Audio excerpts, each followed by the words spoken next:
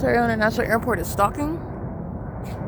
Doing so at 5 in the morning. This is the entity that's manipulating my devices overnight, turning off the content that I'm listening to, so that Union Pacific is the guise of the public nuisance that's interrupting my sleep, while the entity is obsessively stalking so much that they want to wake me up with train activity, any method of activity creation, which is relevant to the entity that is obsessed with psychological torture and harassment.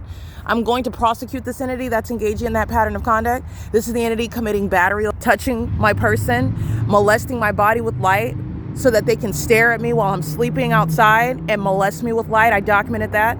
They put needles in my body, putting weird foreign substances in my body overnight while they're removing my sleeping bag so that they can stare at me, molest me with light, and touch my person. I documented that. Removing it so that they can just stare at me while they're stalking. And this is the entity that's engaging in that, doing so where they are stalking as the airport.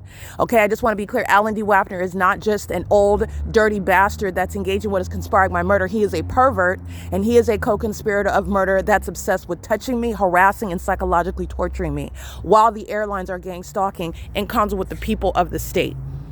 It's not traffic in the engineered environment where the government is stalking, it's surveillance. This is at the El Bacon, the 224 North Euclid Avenue, Ontario Town Square, where my breathing pattern, or my consciousness, my love of consciousness is a matter of public information because the entity is stalking me.